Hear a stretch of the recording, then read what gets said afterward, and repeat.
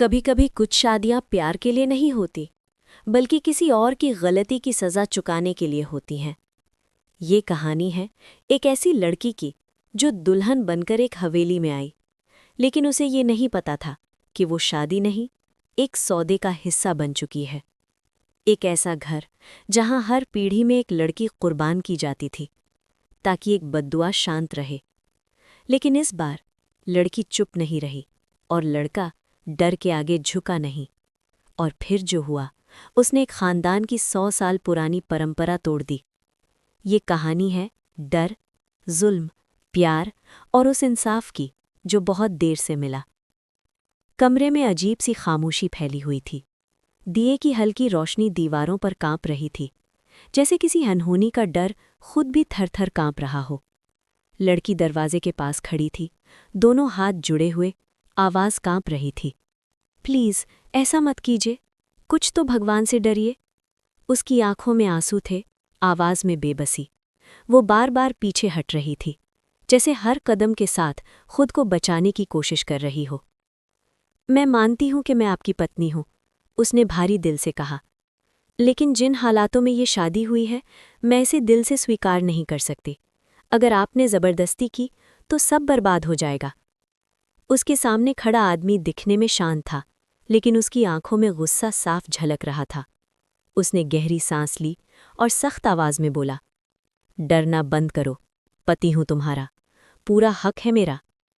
लड़की का दिल जोर जोर से धड़कने लगा। उसने उस आदमी की आंखों में देखा और फिर नजरें झुका ली। आप भूल रहे हैं, वो रोते हुए बोली। शादी से पहले साफ शर्त तय हुई थी, 6 महीने तक आप मुझे छुएंगे तक नहीं, उसके बाद तलाक। इसी भरोसे पर मैं तैयार हुई थी। उस आदमी के चेहरे पर हल्की सी मुस्कान आई, लेकिन वो मुस्कान डराने वाली थी। मैं किसी शर्त को नहीं मानता, उसने ठंडे लहजे में कहा। रीति रिवाज से शादी हुई है, अब तुम मेरी पत्नी हो। लड़की की आंखों से आंसू बहने लगे। वो जानती थी आज उसकी कोई नहीं सुनेगा। कमरा, दीवारें, दरवाज़ा सब जैसे गवाह बन चुके थे। उस रात के बाद उस लड़की की जिंदगी हमेशा के लिए बदल गई। उधर चौधरी हवेली में अलग ही हलचल थी। पूरा घर दुल्हन की तरह सजाया जा रहा था। कहीं फूलों की माला बन रही थी, कहीं पर्दे बदले जा रहे थे, तो कहीं नौकर भाग दौड़ में लगे थे। हवेली की मालकिन शारदा देवी कभी इस नौकर पर चिल्ला रही थी तो कभी उस नौकर पर। कुछ भी ढंग से नहीं हो रहा, वो बेचैनी में बोली।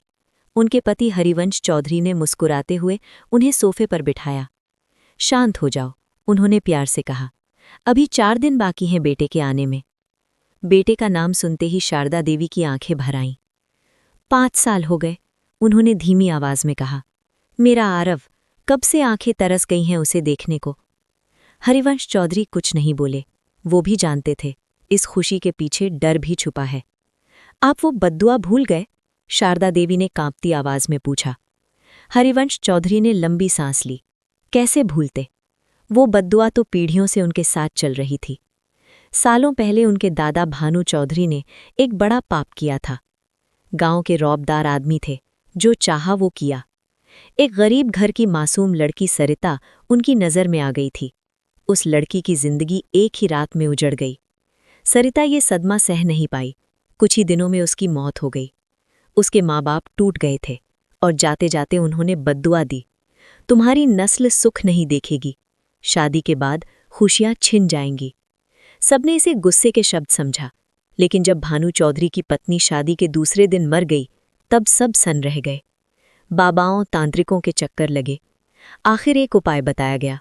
पहली शादी सिर्फ 6 महीने के लिए, बिना रिश्ते बनाए, फिर तलाक, उसके बाद दूसरी शादी। तब से यही परंपरा चलती आ रही थी। और अब आरव चौधरी की बारी थी। आरव चौधरी 25 साल का, विदेश में पढ़ा लिखा, आधुनिक सोच वाला। जब उसे ये सब बताया गया तो वो भड़क उठा। ये सब बकवास है, उसने साफ कहा। किसी लड़की की जिंदगी से खेलने का मुझे हक नहीं। लेकिन माँ की आंखों में आंसू थे और बाप की चुप्पी। आखिरकार वो मान गया, पर दिल से नहीं। जो होगा, उसने कहा, आपकी मर्जी से होगा, मेरी जिम्मेदारी नहीं। इधर एक छोटे से घर में 19 साल की नंदिनी अपनी बीमार माँ के पास बैठी थी। गरीबी थी, मजबूरी थी, जब चौधरी हवेली से रिश्ता आया तो उसे सब कुछ साफ साफ बता दिया गया। 6 महीने की शादी, फिर तलाक, बदले में माँ का इलाज और पढ़ाई का खर्च। नंदिनी ने हाँ कर दी। उसने सपने नहीं देखे थे, क्योंकि सपने देखने की इजाज़त ही नहीं थी। शादी बिना शोर शराबे के हुई, न बैंड, न बारात, न खुशियाँ। नंदिनी चौधरी हवेली आ गई। उसे ऊपर के एक छोटे कमरे में रखा गया। पुराना बेड, साधारण अलमारी। वो चुपचाप सब सहती रही। और उसी हवेली में एक तरफ परंपराएं थीं तो दूसरी तरफ एक लड़का जो अपनी पत्नी को अपनाने को तैयार था।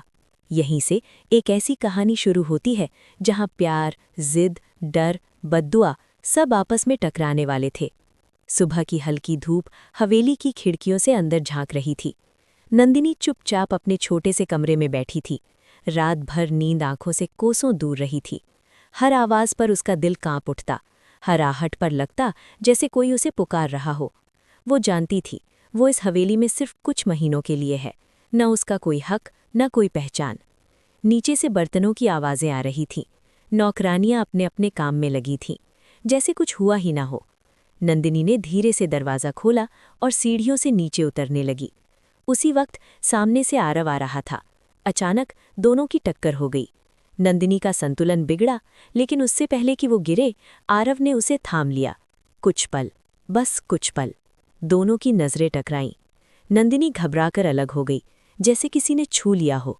सॉरी, उसके मुंह से बस इतना ही निकला। आरव उसे देखता रह गया। इतनी मासूम, इतनी सहमी हुई। तुम ठीक हो? उसने धीमी आवाज़ में पूछा। नंदिनी ने सिर हिला दिया और जल्दी से वहां से निकल गई। लेकिन आरव वहीं खड़ा रह गया। उसके दिल में कुछ अजीब सा हलचल हुई। पहली बार उसे एहसास हुआ कि ये लड़की कोई सौदा नहीं है, कोई समझौता नहीं है, वो एक इंसान है। उधर शारदा देवी ऊपर बालकनी में खड़ी सब देख रही थी। उनकी आंखें सिकुड़ गईं। हद हो गई, उन्होंने मन ही मन सोचा। पहले ही दिन नज़दीकियां। उन्होंने नौकरानी को आवाज़ दी। उस लड़की पर नज़र रखना, उन्होंने सख्त लहजे में कहा। एक कदम भी इधर उधर ना हो। नौकरानी सिर हिलाकर चली गई। दिन बीतने लगे। नंदिनी अपना काम चुपचाप करती, खाना बनाना, सफाई, सब कुछ। लेकिन आरव हर बार कोई न कोई बहाना बना लेता। कभी पानी पूछ लेता, कभी किताब, कभी चाय। और नंदिनी हर बार घबरा जाती। उसे डर था, अगर किसी ने देख लिया तो क्या होगा। एक शाम आरव अपने कमरे में बैठा था। वो किताब पढ़ने की कोशिश कर रहा था, लेकिन ध्यान कहीं और था।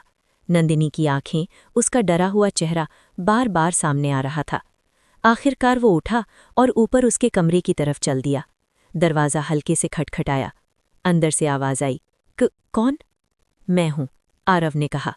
नंदिनी का दिल जोर से धड़क उठा। दरवाज़ा खोलो, उसने नर्म आवाज़ में कहा। डरने की ज़रूरत नहीं। कुछ पल की खामोशी के बाद दरवाज़ा खुला। नंदिनी सिर झुकाए खड़ी थी। आप यहाँ क्यों आए हैं? उसने धीरे से पूछा। बात करनी थी, बस बात। वो अंदर आया। कमरा छोटा था, साधारण सा। उसे देखकर आरव का दिल और भी भारी हो गया। तुम डरती क्यों हो मुझसे? उसने सीधे सवाल कर दिया। नंदिनी चुप रही। देखो, आरव ने कहा, मैं तुम्हें नुकसान नहीं पहुंचाना चाहता। ये शादी मेरी मर्जी से नहीं हुई है। नंदिनी ने पहली बार उसकी तरफ देखा। लेकिन फिर भी मैं आपकी पत्नी हूं, नाम की ही सही। आरव ने कड़वी हंसी हंसी। नाम की नहीं, उसने कहा, मेरे लिए शादी शादी होती है। नंदिनी की आंखें भर आईं। आप नहीं जानते, उसने कांपती आवाज़ में कहा। मैं यहाँ क्यों आई हूँ? मेरे लिए ये सब मजबूरी है। आरव कुछ समझा नहीं। मजबूरी? उसने पूछा। नंदिनी ने अपनी माँ के बारे में बताया। बीमारी, गरीबी और वो सौदा। आरव की मुट्ठियाँ भीज गईं। ये गलत है, उसने कहा, बहुत गलत। लेकिन सच है, नंदिनी बोली। कुछ देर तक दोनों चुप रहे। फिर आरव बोला, मैं तुम्हें ऐसे नहीं छोड़ सकता। नंदिनी घबरा गई। नहीं, नहीं, उसने बोला, प्लीज़ ऐसा मत सोचिए। अगर मालकिन को पता चला तो? मालकिन नहीं, आरव ने बीच में कहा, मेरी माँ है वो, और मैं उनसे बात करूंगा। नंदिनी का चेहरा डर से सफ़ेद पड़ गया। मत कीजिए, उसने बोला, मेरे लिए मुसीबत हो जाएगी। आरव ने गहरी सांस ली। मैं वादा करता हूँ, तुम्हें कोई नुकसान नहीं होने दूंगा। वो बाहर निकल गया। लेकिन नंदिनी की रात फिर से जागते हुए कटी। अगली सुबह शारदा देवी ने आरव को बुलाया। तैयारियां शुरू कर दो, उन्होंने ठंडे लहजे में कहा। 6 महीने पूरे होते ही दूसरी शादी होगी। आरव सन रह गया। मैं दूसरी शादी नहीं करूंगा, उसने साफ कहा। शारदा देवी चौंक गई। तुम समझ नहीं रहे, वो तेज आवाज में बोली। ये खानदान की परंपरा है। परंपरा गलत हो तो? आरव ने सवाल किया। शारदा देवी का चेहरा लाल हो गया। उस लड़की को भूल जाओ, उन्होंने कहा। वो बस एक पड़ाव है। आरव ने कुछ नहीं कहा, बस उठकर चला गया। उसी रात नंदिनी अकेली बैठी रो रही थी। तभी दरवाज़ा खुला। आरव अंदर आया। मुझे माफ़ कर देना, उसने कहा। आज कुछ कह नहीं पाया। नंदिनी ने आंसू पोंछे। मैं जानती हूँ, उसने बोला। आरव उसके सामने बैठ गया। मैं तुम्हें छोड़ नहीं सकता, उसने धीरे से कहा। नंदिनी का दिल बैठ गया। मत कीजिए, उसने बोला। आपकी वजह से मुझे और दर्द नहीं चाहिए। आरव ने उसका हाथ थाम लिया। डरो मत, उसने कहा। अब जो होगा साथ मिलकर होगा। नंदिनी ने हाथ खींच लिया, लेकिन दिल कहीं और जा चुका था। हवेली की दीवारों ने पहली बार किसी सच्चे रिश्ते की धड़कन महसूस की थी। लेकिन बद्दुआ, परंपरा और साजिशें अभी खत्म नहीं हुई थी। आने वाले दिन और भी मुश्किल होने वाले थे। रात बहुत भारी थी। हवेली के हर कोने में अजीब सी खामोशी पसरी हुई थी। नंदिनी अपने कमरे में करवटें बदल रही थी। आरव की बातें उसके कानों में बार बार गूंज रही थी। अब जो होगा साथ मिलकर होगा। ये शब्द उसे डर भी दे रहे थे और कहीं ना कहीं एक छोटी सी उम्मीद भी जगा रहे थे। सुबह होते ही हवेली में पूजा की तैयारियां शुरू हो गई। शारदा देवी ने पंडित जी को बुलाया था। पूरे घर में धूप अगरबत्ती की खुशबू फैल गई। नंदिनी को नीचे बुलाया गया। वो लाल साड़ी में सर झुकाए चुपचाप आकर बैठ गई। आरव सामने कुर्सी पर बैठा था। उसकी नज़र बार बार नंदिनी पर जा रही थी। पंडित जी मंत्र पढ़ रहे थे, लेकिन शारदा देवी की आंखें कुछ और ही देख रही थी। हर छोटी हरकत, हर नज़र, सब पर उनकी पैनी निगाह थी। पूजा के बाद शारदा देवी ने सबको प्रसाद दिया। नंदिनी के हाथ में जब प्रसाद रखा तो वो कुछ पल रुक गईं। याद रखना, उन्होंने धीमी लेकिन सख्त आवाज में कहा, अपनी हद में रहना। नंदिनी का शरीर कांप गया। जी, उसने सर झुकाकर कहा। आरव ने ये सब देखा, लेकिन कुछ बोल नहीं पाया। उसी दिन दोपहर में हवेली में एक और मेहमान आया। आरव का मामा राकेश मिश्रा, शारदा देवी का भाई, चालाक और बहुत चाले चलने वाला। उसने आते ही आरव को गले लगाया। वाह भांजे, हंसते हुए बोला। विदेश से लौटा है लेकिन खानदानी रिवाज निभा रहा है। आरव को उसकी बात चुभ गई। मामा, उसने शांत लेकिन सख्त आवाज में कहा, ये कोई मजाक नहीं है। राकेश ने कंधे उचका दिए। जो भी हो, वो बोला। 6 महीने बस काट लो, फिर जिंदगी सेट। नंदिनी पास ही खड़ी थी। उसने सब सुन लिया। उसकी आंखों में आंसू आ गए, लेकिन उसने खुद को संभाल लिया। शाम को नंदिनी रसोई में काम कर रही थी। तभी राकेश वहां आ गया। उसकी नज़रें नंदिनी पर टिक गई। नई बहू है, वो मुस्कुराते हुए बोला। नंदिनी ने सर हिलाया। ज्यादा घबराई सी लगती हो, वो बोला। डरने की जरूरत नहीं है। उसकी आवाज़ में अजीब सा लहजा था। नंदिनी को अच्छा नहीं लगा। वो पीछे हट गई। मैं काम कर रही हूँ, उसने धीरे से कहा। राकेश ने हल्की हंसी हंसी और बाहर चला गया। लेकिन नंदिनी का मन और डर से भर गया। उसी रात आरव छत पर टहल रहा था। दिमाग में बहुत कुछ चल रहा था। तभी नंदिनी भी ऊपर आ गई। वो चुपचाप रेलिंग के पास खड़ी हो गई। कुछ देर तक दोनों ने कुछ नहीं कहा। फिर आरव बोला, डर लग रहा है? नंदिनी ने सर हिलाया। बहुत, वो बोली। आरव ने आसमान की तरफ देखा। मुझे भी, वो बोला। नंदिनी हैरान हुई। आपको? उसने पूछा। हाँ, आरव ने कहा। इस घर से, इस सोच से और खुद से भी। नंदिनी ने पहली बार हल्की सी मुस्कान दी। आप अलग हैं, वो बोली। आरव ने उसकी तरफ देखा। मैं बस इंसान हूँ, उसने कहा। थोड़ी देर बाद नंदिनी ने कहा, अगर 6 महीने बाद आप सच में दूसरी शादी कर लेंगे? आरव चुप हो गया।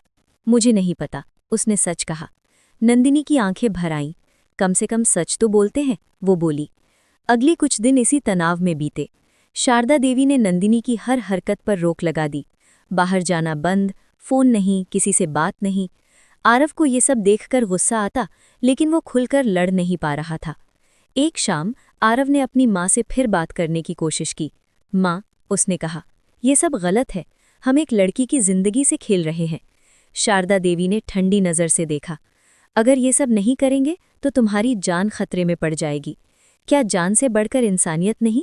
आरव ने पूछा। शारदा देवी चुप हो गई, लेकिन उनकी आंखों में डर साफ था। उधर नंदिनी की माँ की हालत और बिगड़ रही थी। अस्पताल से फ़ोन आया, दवाइयों के पैसे चाहिए थे। नंदिनी टूट गई। उसने आरव से बात की।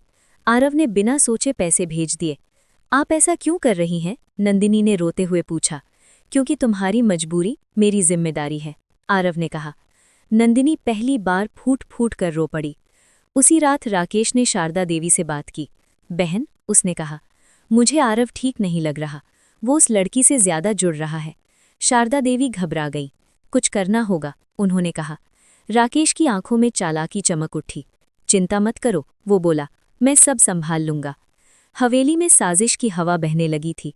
एक तरफ प्यार चुपचाप पनप रहा था, तो दूसरी तरफ उसे कुचलने की तैयारी हो रही थी। सुबह हवेली में अजीब सी बेचैनी थी। नौकर फुसफुसा रहे थे, जैसे किसी तूफान से पहले की शांति हो। नंदिनी अपने कमरे में बैठी थी। दिल बार बार घबरा रहा था।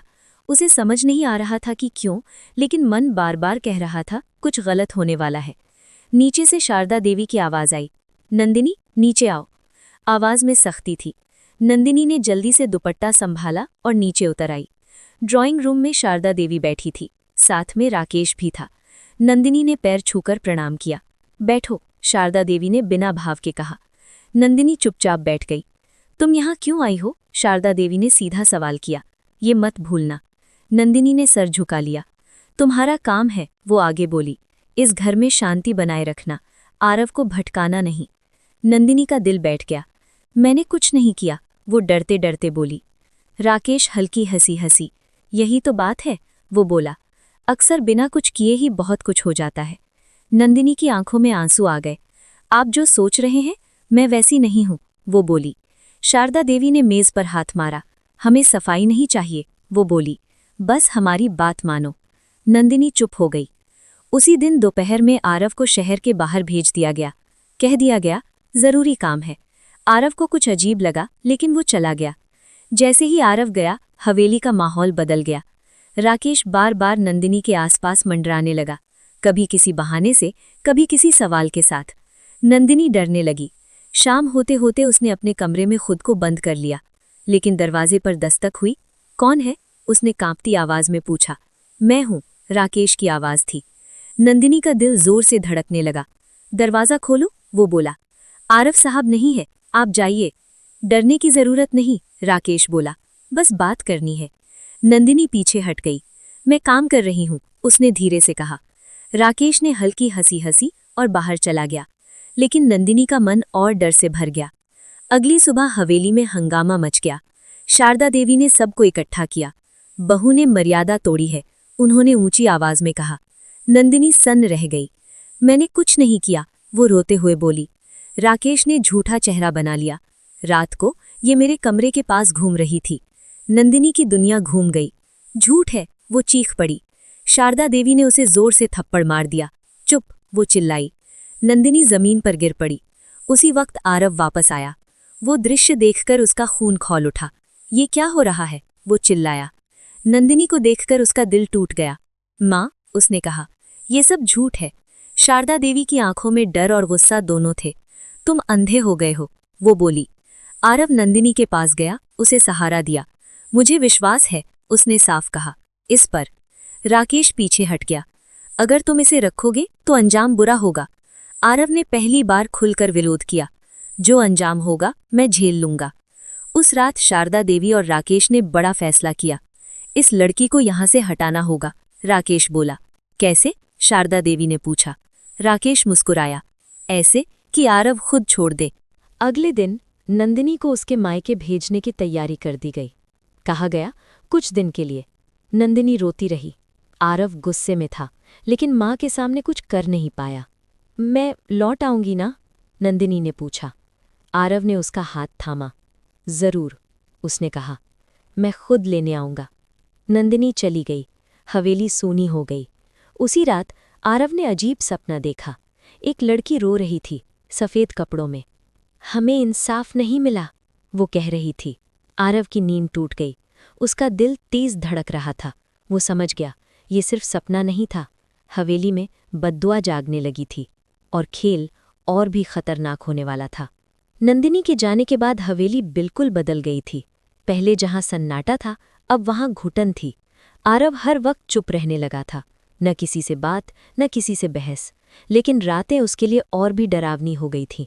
हर रात वही सपना, सफ़ेद साड़ी में एक लड़की, खून से सना चेहरा और दर्द से भरी आंखें। हमें इंसाफ नहीं मिला, उसकी आवाज़ आरव के दिल को चीर देती। एक रात आरव हिम्मत करके हवेली के पुराने हिस्से में चला गया। वहाँ एक बंद कमरा था, जिसके बारे में कहा जाता था कभी कोई अंदर नहीं जाता। दरवाज़ा खुलते ही अजीब से ठंडक महसूस हुई। दीवारों पर पुरानी तस्वीरें थीं। एक तस्वीर पर उसकी नज़र अटक गई। वो लड़की वही थी जो उसके सपनों में आती थी। नीचे नाम लिखा था, सरिता।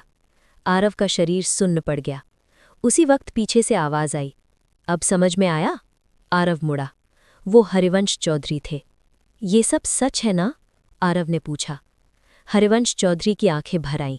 हाँ, उन्होंने कहा, और हम सब इसके गुनहगार हैं। उन्होंने पूरी कहानी बता दी, कैसे सरिता के साथ जुल्म हुआ, कैसे बद्दुआ लगी और कैसे हर पीढ़ी एक लड़की की जिंदगी कुर्बान करती रही। आरव की आंखों से आंसू बहने लगे। ये बंद होना चाहिए, उसने कहा। अगर तुमने परंपरा तोड़ी, हरिवंश बोले, तो जान भी जा सकती है। अगर नहीं तोड़ी, आरव बोला, तो रोज एक और सरिता मरेगी। उधर नंदिनी अपने मायके में बैठी थी। माँ की हालत और ख़राब हो गई थी। इलाज के पैसे ख़त्म हो रहे थे। नंदिनी ने आरव को फ़ोन किया, लेकिन फ़ोन बंद था। वो अकेली पड़ गई। गांव के लोग बातें बनाने लगे।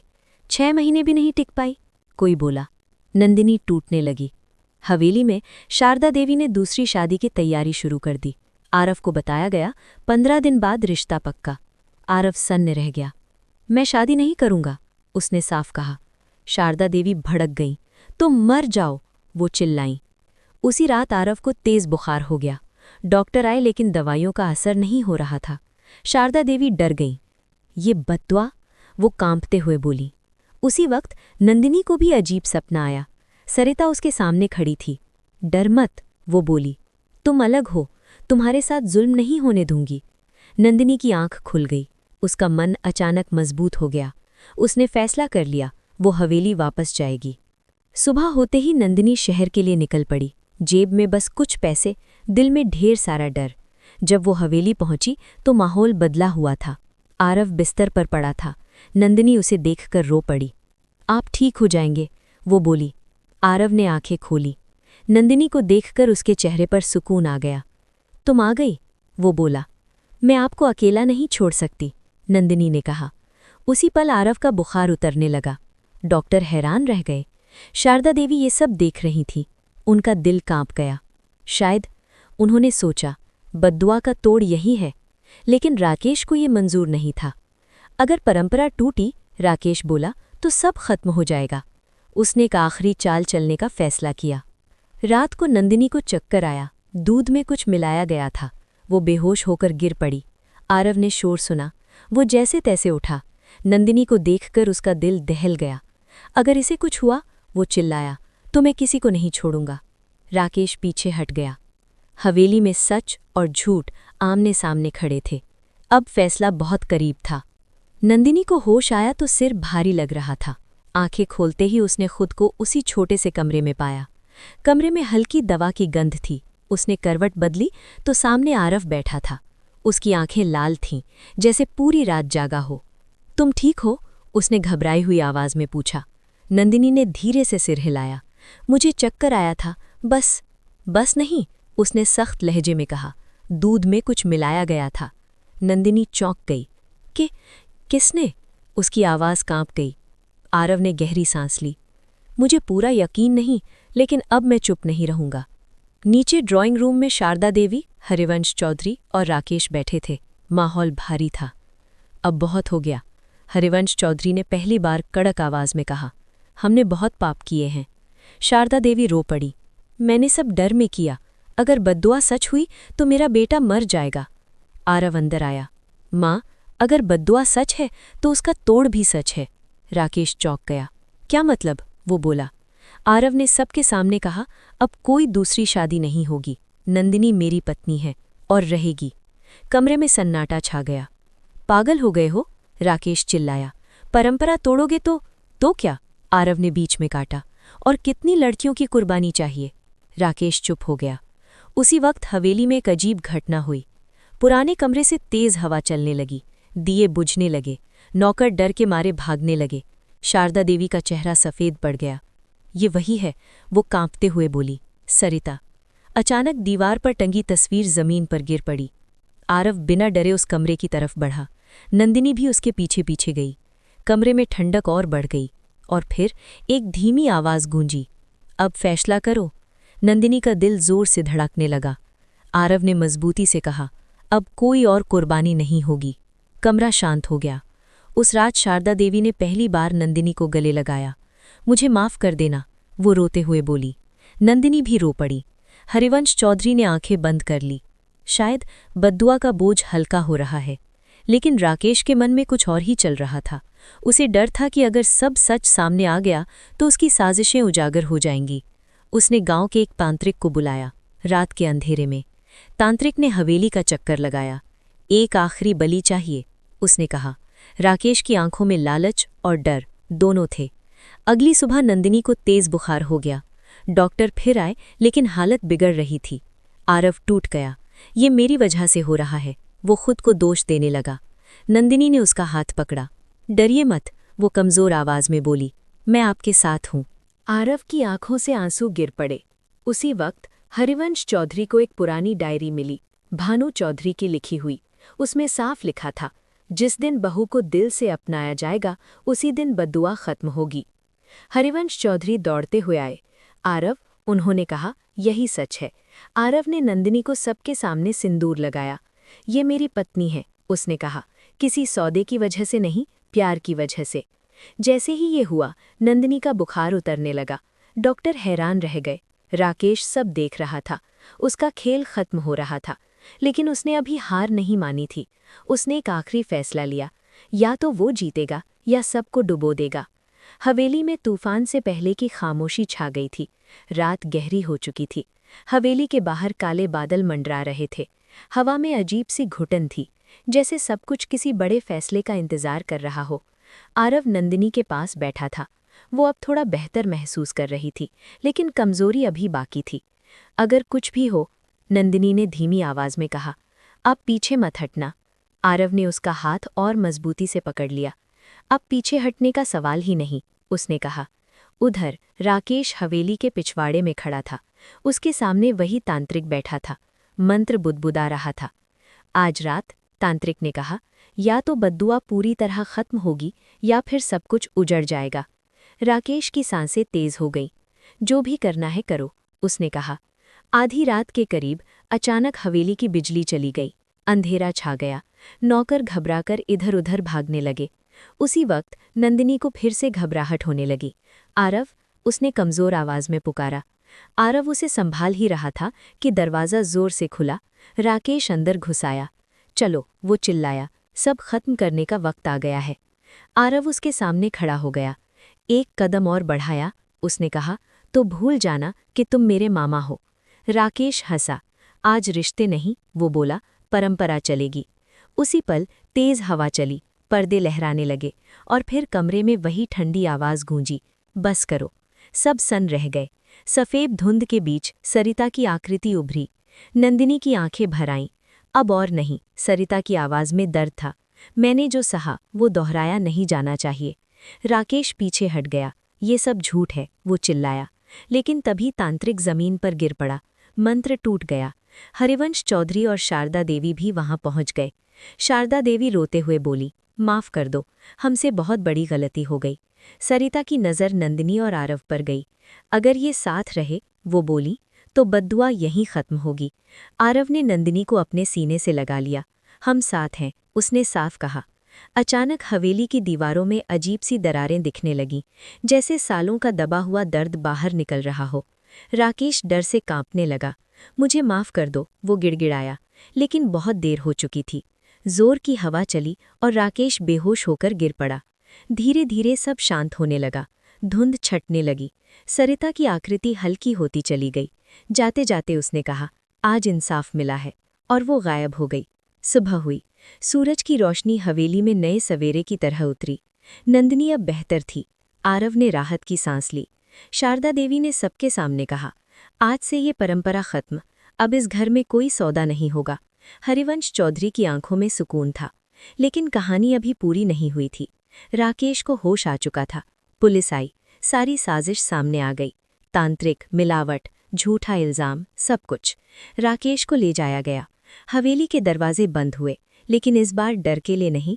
नंदिनी हवेली के आंगन में खड़ी थी। पहली बार उसे ये घर अपना लगा। आरव उसके पास आया। अब कोई डर नहीं, उसने कहा। नंदिनी ने आसमान की तरफ देखा। शायद, वो बोली, किसी की आत्मा को भी शांति मिल गई। हवेली में सालों बाद हंसी लौटी थी, लेकिन आखिरी मोड़ अभी भी बाकी था।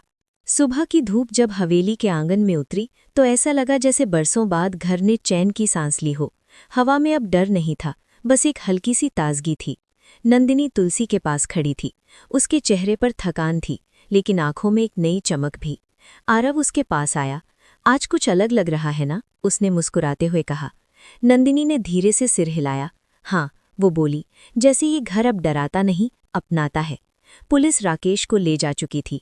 सारी सच्चाई सामने आ गई थी। मिलावट, झूठे आरोप, तांत्रिक की चाल, सब कुछ। शारदा देवी अपने कमरे में बैठी थीं। उनकी आंखें सूजी हुई थीं। सारी रात उन्होंने सोचा था, कितनी लड़कियां, कितने आंसू, और सब सिर्फ डर की वजह से। उन्होंने नंदिनी को बुलाया। नंदिनी डरते डरते अंदर गई।